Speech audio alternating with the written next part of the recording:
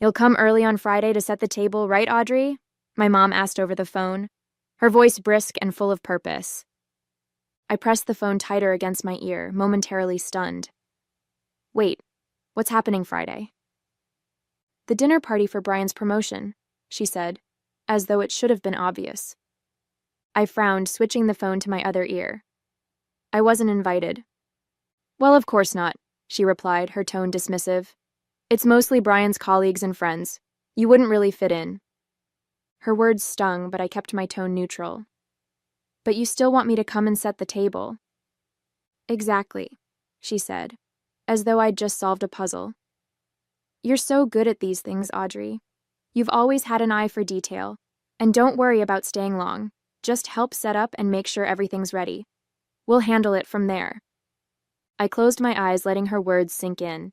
Once again, I wasn't good enough to be a guest, but I was indispensable when it came to doing the grunt work.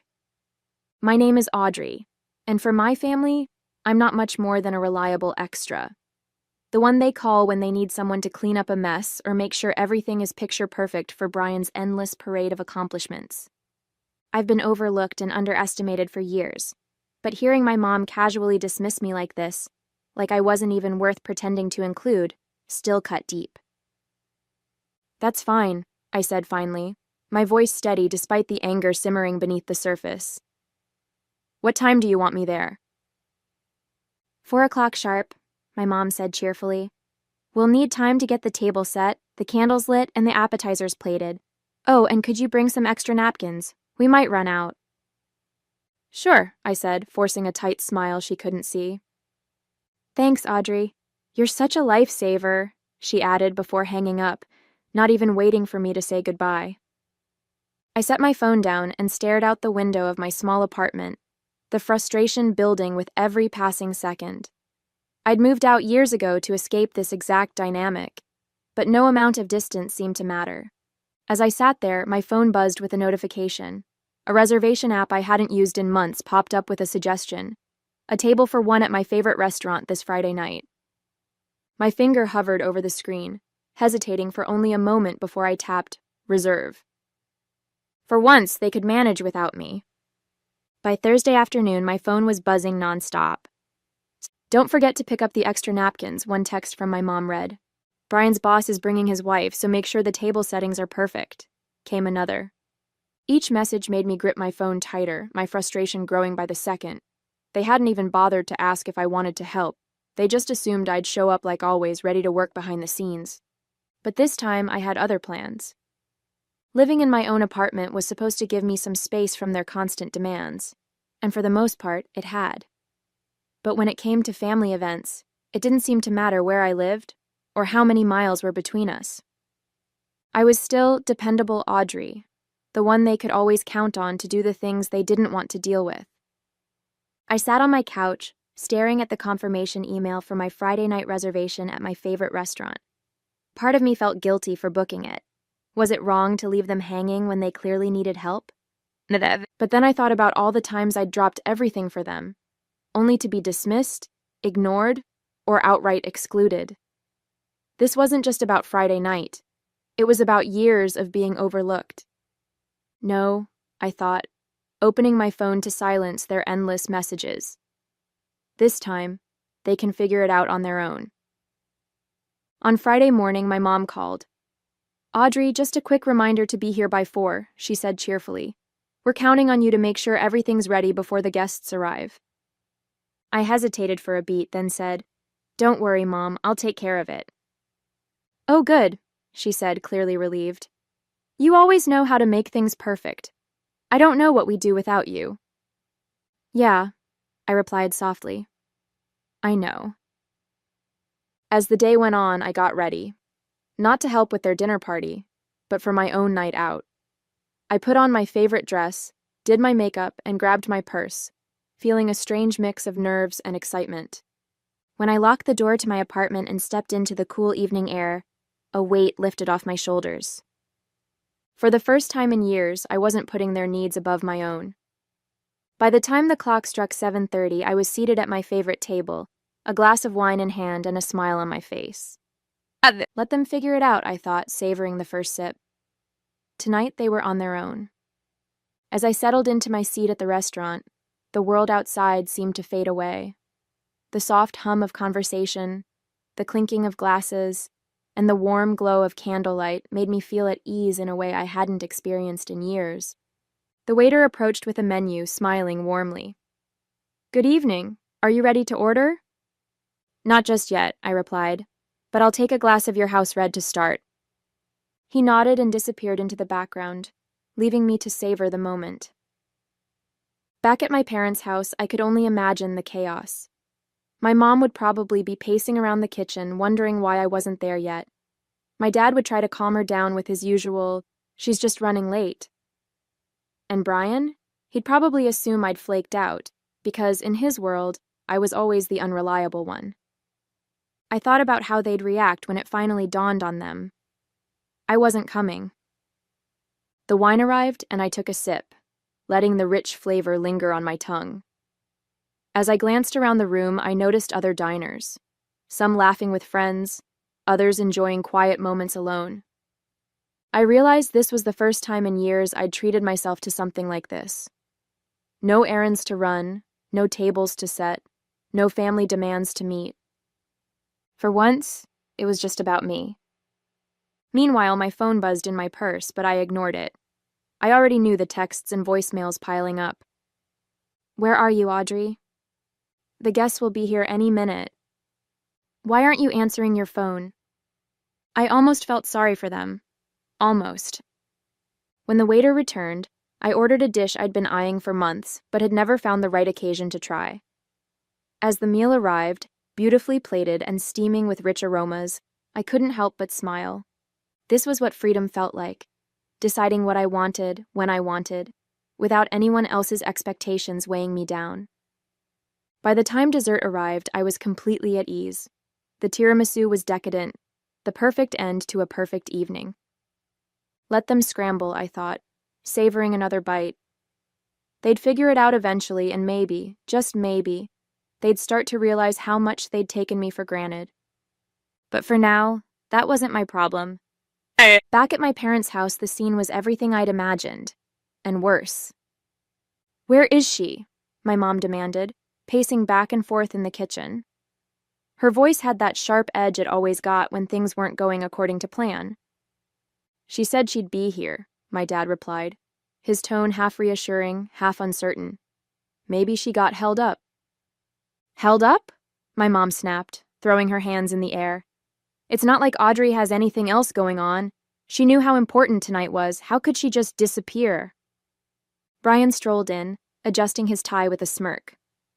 "Honestly, I don't know why you keep relying on her. She's always been flaky." "Flaky?" my dad echoed, raising an eyebrow. "She's done everything for this family. She probably just forgot the time." "Forgot?" My mom's voice was shrill now. "She was supposed to be here an hour ago. The table's not set, the candles aren't lit, and the appetizers are still in the fridge. What am I supposed to tell our guests when they walk into this mess?" Brian shrugged, pulling out his phone. "Not my problem. Maybe next time don't put all your faith in someone who—" "Enough!" my dad barked, silencing him. Meanwhile, I was halfway through my dessert at the restaurant, blissfully unaware of the chaos. The tiramisu melted in my mouth as I took another bite, savoring the layers of espresso-soaked ladyfingers and mascarpone cream. Across the room, a couple was celebrating an anniversary, their laughter filling the air. It felt good to be here, surrounded by warmth and light, instead of at home where my efforts would have been overlooked and unappreciated. My phone buzzed again, but I didn't even glance at it. Tonight, their emergencies weren't mine to solve. Back at the house, the tension had reached its boiling point. My mom finally grabbed her phone and dialed my number, her hand trembling with frustration. The call went straight to voicemail. "She's ignoring me," she said, staring at the phone in disbelief. Brian snorted. "I told you, unreliable." My dad sighed, running a hand through his hair. "Enough, Brian. Let's just focus on getting things ready. Audrey's not here, so we'll figure it out ourselves." "That's easy for you to say," my mom muttered. "You're not the one who has to explain this disaster to our guests." The doorbell rang, And the first guests arrived, stepping into a house that was anything but ready. My mom plastered on a smile, but I could tell, even from miles away, that she was seething inside. I could imagine her glancing around the unfinished dining room, the unlit candles, and the untouched appetizers, silently cursing me for not being there. And for the first time, I didn't care. As the evening wore on, I took my time, relishing every moment at the restaurant. The server had just refilled my glass of wine when I decided to take a peek at my phone. The screen lit up with a flood of missed calls and text messages. "Where are you? Guests are arriving. Everything's falling apart. We need you now." "You're being so selfish, Audrey." I smirked, setting my phone back down without responding. For years, I'd dropped everything to help them. Tonight, they could manage without me. Back at the house, the dinner party had devolved into barely contained chaos. The dining room table was set, but it lacked the polished touch my mom had been counting on. The silverware was mismatched, the tablecloth was creased, and the candles sat unlit in their holders. "Why aren't the appetizers out yet?" my mom hissed at my dad, who was frantically trying to open a bottle of wine. "I'm doing the best I can," he snapped, the corkscrew slipping in his hand. "You said you'd handle the appetizers." "I said Audrey would handle it," my mom retorted, her voice sharp. "But she's not here, is she?" Brian, seated at the head of the table with a drink in hand, rolled his eyes. "Just calm down. No one's going to care about the tablecloth or whatever. Can we just start eating?" "Brian, this is your dinner party," my mom said, her face flushing with frustration. "You could at least pretend to care about the details." "Maybe you should have invited someone who actually knows how to throw a party," one of Brian's friends muttered under his breath, loud enough for my mom to hear. Her eyes widened, and for a moment she looked like she might explode. While they scrambled to salvage the night, I was indulging in a decadent slice of cheesecake at my table. Across the room, I overheard a couple chatting with the waiter about their travels, describing the beauty of the Amalfi Coast. The conversation sparked something in me, a longing to experience more of life beyond the narrow box my family had kept me in. I made a mental note to add travel to my list of priorities, along with continuing to prioritize my happiness. As the dinner dragged on, my phone buzzed one last time. This time, it was a text from my dad. "We're sorry, Audrey. We shouldn't have assumed you'd handle everything. Can we talk later?" I read the message twice, my emotions a mix of satisfaction and vindication. For the first time, it seemed like they were starting to understand what they'd taken for granted. But tonight wasn't about them. It was about me. With that, I turned my phone off and signaled the waiter for the check. By the time I left the restaurant, the air outside was crisp and quiet, a welcome contrast to the chaos I imagined was still unfolding back at my parents' house. I strolled to my car, feeling lighter than I had in years. For once, I wasn't weighed down by their demands or expectations. Tonight, I had chosen myself, and it felt amazing. As I started the engine, my phone buzzed again. I debated ignoring it, but decided to check. It was another message from my dad. "Dinner's over. Your mom is furious, but I think she understands now.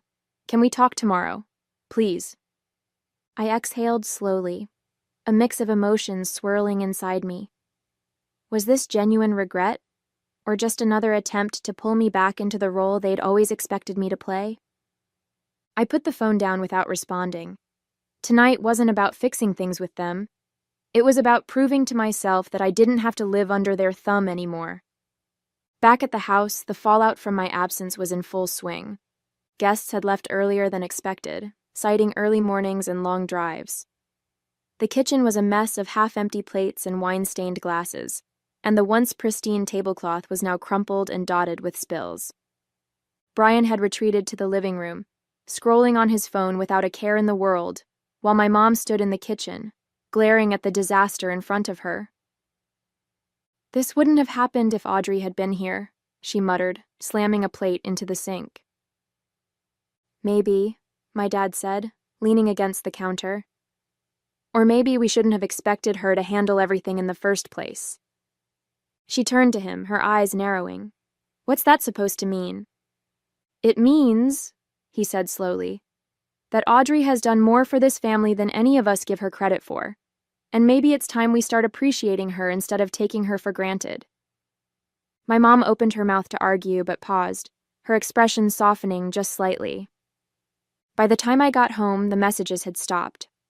I slipped off my shoes, poured myself a glass of water, and sank into the couch, feeling a deep sense of calm. The night hadn't been perfect. It wasn't like one dinner would change years of being overlooked. But it was a step. For the first time, I had set a boundary, and it felt like the start of something better. As I turned out the lights and headed to bed, I thought about my dad's last message.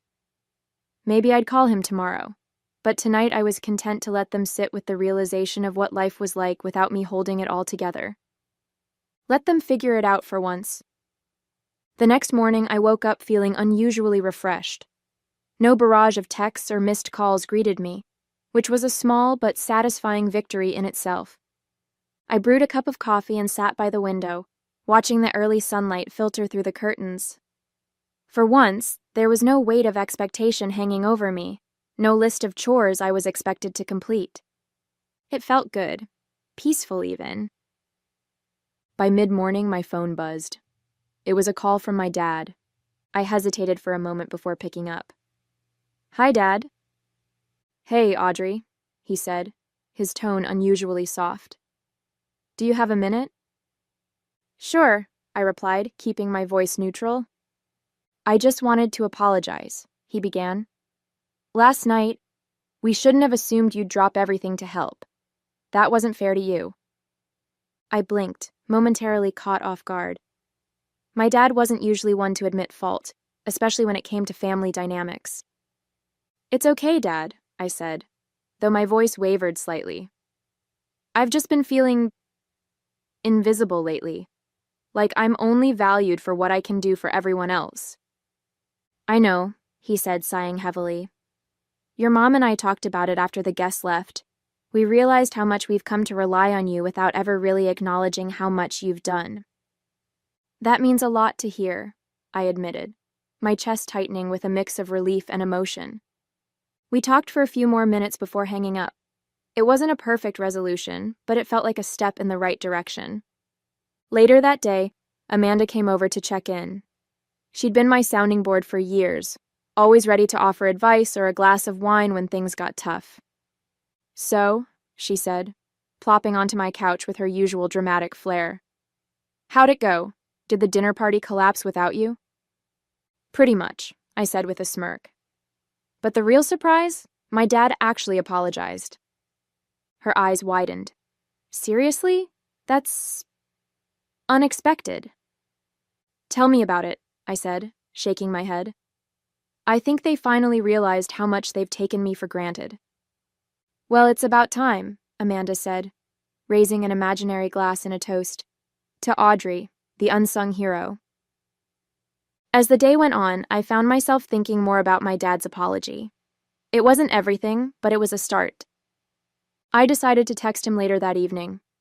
"Thanks for the call, Dad. It meant a lot. Let's talk more soon." His reply came quickly. "Anytime. We owe you more than an apology." It wasn't much, but it felt like a turning point, a small but meaningful shift in the way my family saw me. That night, as I curled up on the couch with a book, I felt a sense of calm I hadn't experienced in years. For once, I wasn't carrying the weight of their expectations, and it felt freeing. Maybe things were changing. Maybe they weren't. But either way, I knew one thing for sure. I'd never let myself fade into the background again. The following week, I decided it was time to have a proper conversation with my mom. My dad's apology had been a good start, but I knew she was the one who really needed to hear me. I called her on a quiet afternoon. She picked up on the second ring, her voice as brisk as ever. "Audrey, I wasn't expecting you to call. Everything okay?" "Yes, Mom," I said evenly, "but I think we need to talk." There was a pause on the other end. "About Friday?" "Among other things," I replied. We met for coffee at a small cafe near her house. She arrived looking slightly defensive, her posture stiff as she sat down across from me. Your father said you were upset, she started, skipping any pleasantries. I wasn't just upset, I said, cutting straight to the point. I was hurt, Mom. I've spent years doing everything for this family, helping at events, cleaning up messes, running errands, and it's like none of it even matters unless it benefits Brian. She opened her mouth to respond, but I held up a hand. Let me finish. You didn't even invite me to the dinner. You just expected me to set the table, handle the details, and disappear when the guests arrived. Do you have any idea how that feels? Her expression softened, and she let out a heavy sigh. Audrey, it wasn't intentional. We've just always counted on you to help because you're so dependable. You never complain. That's the problem, I said. I never complain because I was raised to believe it wasn't my place to. But I'm not just dependable, Mom. I'm your daughter, and I deserve to be treated like I matter. Not just for what I can do, but for who I am. She looked down at her coffee, stirring it absent-mindedly. You're right, she said finally. We've been unfair to you. I didn't realize how much we were asking of you without giving anything back. I nodded, feeling a weight lift off my chest. I'm not saying I won't help when it's needed, but I'm done being taken for granted. From now on, I'm setting boundaries. The conversation ended on a surprisingly positive note. My mom apologized sincerely, and though I knew change wouldn't happen overnight, I felt a flicker of hope. Over the next few weeks, things started to shift. My parents began including me in more decisions, asking for my input instead of assuming I'd handle everything. Brian, predictably, stayed indifferent, but I didn't need his validation to know my worth. One Saturday, I stopped by the house for dinner, an actual invitation this time. My mom greeted me warmly, and I noticed immediately that the table was already set. Don't worry, she said with a small smile. We've got everything handled tonight. You're here as a guest. I smiled back, feeling a rare but genuine connection. For the first time, it felt like they were seeing me, not as the helper, but as an equal. The weeks that followed felt like a quiet revolution in my life. The changes weren't dramatic. There were no grand apologies or sweeping declarations, but they were real, and I could feel them in the little things. When my mom texted, it wasn't with a list of demands, but with genuine questions about how I was doing. My dad called to check in, not to ask for help. And even Brian, while still as self-absorbed as ever, seemed to tread a little more lightly around me. One evening, I sat in my living room, scrolling through photos from the dinner party my mom had finally shared. The table had been set haphazardly, and the mismatched silverware was hard to miss. For a moment, I thought about how I would have made it perfect. The polished glasses, the neatly folded napkins, the lit candles. But then I smiled, realizing something important. It wasn't my job to make everything perfect for them anymore. They had managed imperfectly, and they had learned what it felt like to rely on themselves. Amanda came over a few days later, armed with takeout and her usual dramatic flair. So how's life as a boundary-setting queen? She asked, digging into a carton of noodles. Surprisingly good, I said with a laugh. It's weird, though. Now that I'm not constantly running around for them, I have so much more time for myself. Imagine that, she teased, raising an eyebrow. What are you going to do with all this newfound freedom? I've been thinking about it, I said, leaning back on the couch. Maybe I'll take that trip I've always talked about. Greece, Italy, somewhere warm and far away. Amanda grinned. Now that's the Audrey I want to see. Later that night, as I cleaned up the empty takeout containers, I felt a sense of calm I hadn't experienced in years. The version of me who would have bent over backward to make everyone else happy was gone. This new version, the one who knew how to say no, how to prioritize herself, was here to stay. And it felt good. A few weeks later, I got another text from my mom. We're planning a family gathering next month. Would you like to come as a guest? I read the message twice, surprised by the wording. There was no assumption, no expectation, just an invitation. I thought about it for a moment before replying, I'd love to. Thanks for asking. When the day of the gathering arrived, I walked into my parents' house feeling lighter than I ever had before. My mom greeted me warmly at the door, giving me a hug that felt sincere. "Everything's ready," she said with a smile. "Come in and relax. We're so glad you could make it." The dining table was set, not perfectly, but well enough, and the smell of roasted chicken filled the air. My dad was in the kitchen pulling appetizers out of the oven, while Brian lounged on the couch, chatting with some of the other guests. For once, I wasn't rushing around behind the scenes, trying to make everything flawless. As the evening went on, I found myself enjoying the gathering in a way I hadn't before. I laughed with my dad over a silly story from my childhood, shared a glass of wine with my mom, and even exchanged a few cordial words with Brian. It wasn't perfect, but it didn't need to be. Later that night, as I helped my mom bring out dessert, she gave me a grateful smile. "I'm really glad you came tonight," she said softly. "It's nice having you here, just as you are." The words caught me off guard, but I could tell she meant them. "Thanks, Mom," I said, feeling a warmth I hadn't felt in years. When I left the house that evening, the air was cool and quiet. As I drove back to my apartment, I reflected on how much had changed. My family wasn't perfect, and they probably never would be. But they were trying, and for the first time, I felt like they truly saw me. Not just as someone they could rely on, but as a person with her own needs and boundaries. And for the first time, I felt like I could see myself clearly too. Back at home, I curled up on the couch with a book, feeling a deep sense of contentment. The version of me who had walked out of their dinner party weeks ago was still here, stronger, more confident, and finally free to live life on her own terms. This was just the beginning.